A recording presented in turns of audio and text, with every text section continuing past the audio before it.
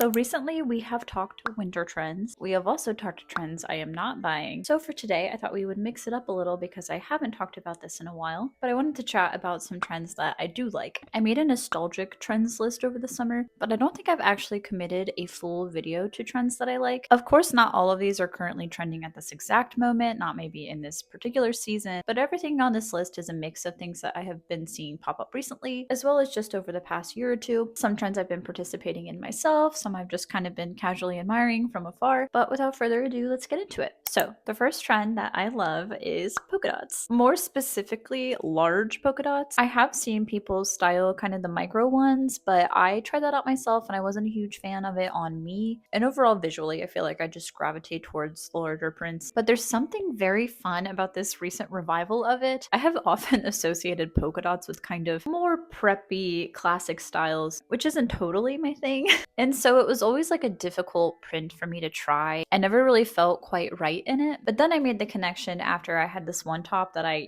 had not been wearing at all.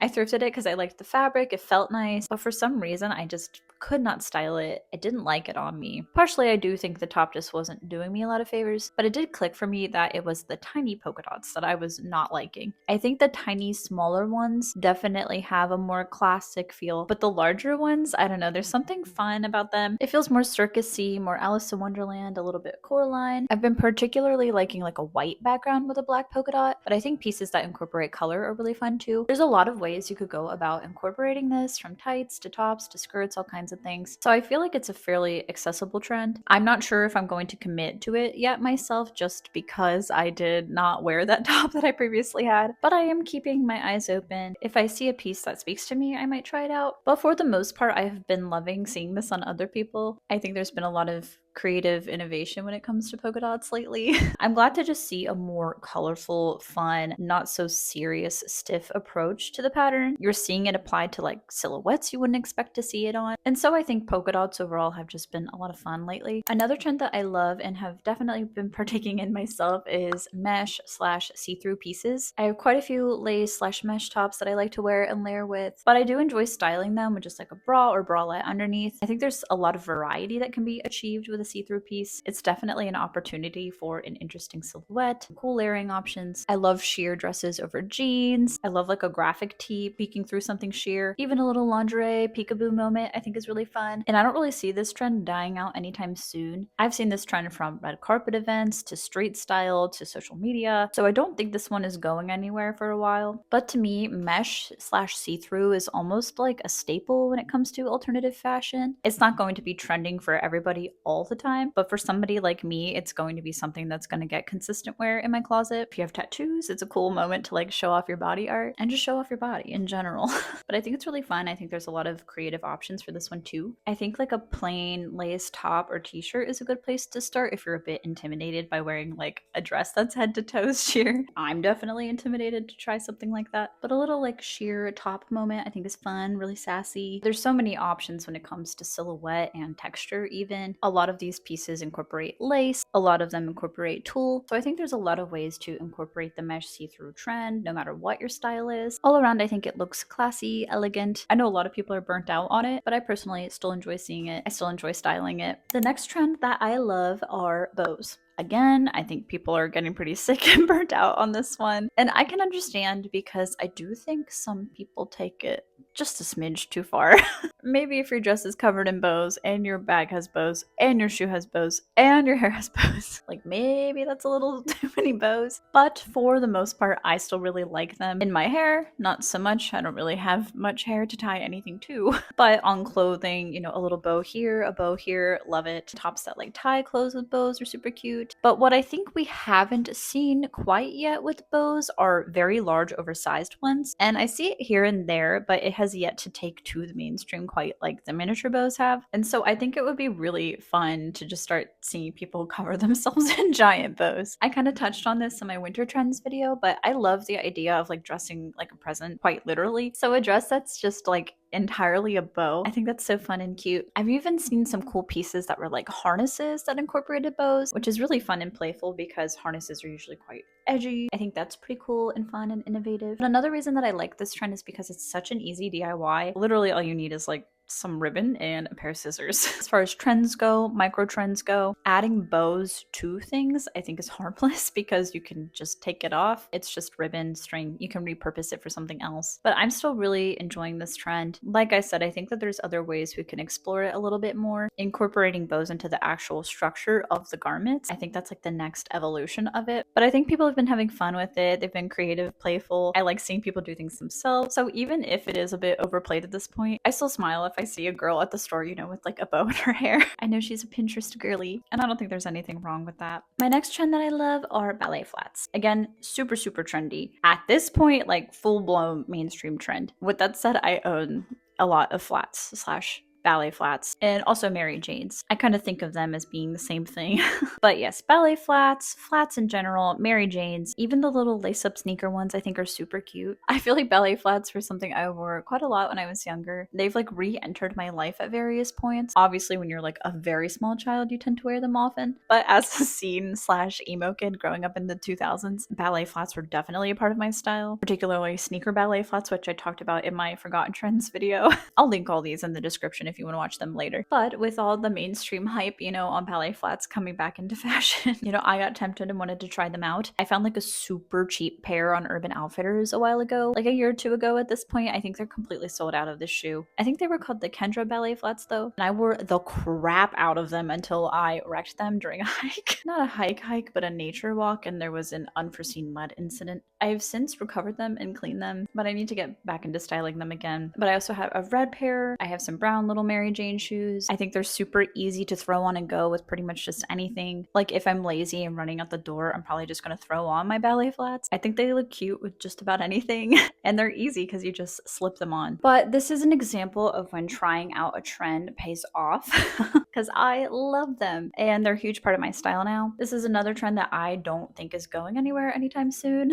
Many mainstream stores are now carrying tons of ballet flats and Mary Janes and other flats. So while they're not, you know, the most practical footwear, i.e. the mud incident, I think like day-to-day wear, just going out, those kinds of things, they're very useful. My next trend, I don't even know if I really consider it a trend because it's just a staple. Like I can't think of an era where it was not acceptable to wear this thing, but that is leopard print. I feel like it just comes back around into the mainstream once in a while, and I feel like leopard print tends to like roll around every fall. For me, it never leaves my closet. I love leopard print. It's just a fun rock and roll sort of look. It always looks cool. It always looks fun. I really don't think that you can go wrong with just a classic leopard print. I've been desperately trying to thrift like a big fuzzy leopard coat, but to no avail. I'm very particular about what I want, and so I'm trying not to settle. My leopard dream coat is out there somewhere. I think it's also really fun in like a pant. Even a fun boot moment is really cool. Again, this is a pretty easy trend to try out. You can easily find leopard print at the thrift store. You know, all these trends I would recommend checking the thrift stores first, of course. But there's really not a whole lot to say about leopard print. To me, it's not trendy. It's cool. It's timeless. It will always be. Definitely have quite a few leopard pieces in my closet, and I will continue to rock those. The next trend that I love, which is definitely not trending right now, at least where I live, that is capris. It's too cold, obviously, to wear capris right now, but I really like them. I think they're cute. As a short girl, I think this is one I can take on.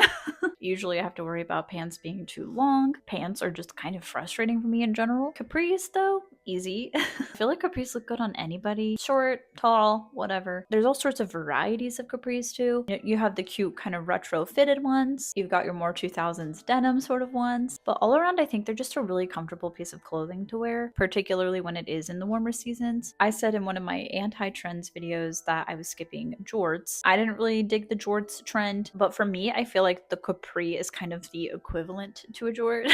It covers like the same amount of body anyways. But for me personally, I would skip the jorts and go for the capris.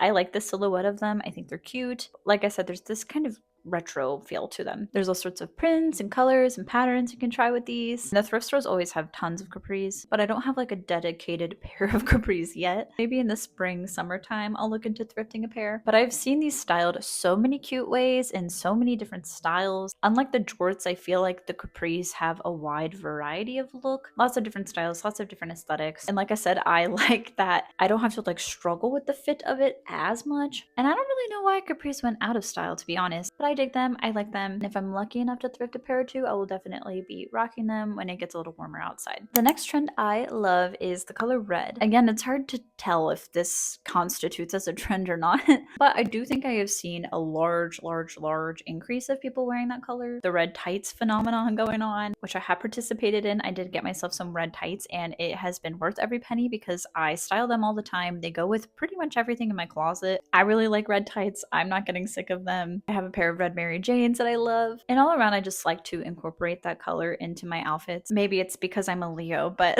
I love the color red. I think it's bold, commanding. Again, it's timeless and classic to me. I just think it's a bold, fun color, and I don't really think you can layer on too much with it. Some of my favorite looks that I've put together have been just head to toe red. So I don't really know what it is, why I'm attracted to that color, but I've been loving every way that it shows up. One of my favorite colors to style and wear on myself. Regardless if other people are going to keep up with it, I will. It's just another one of those things that is fully a part of my personal style now. The next trend I love are bubble skirts. I do own one.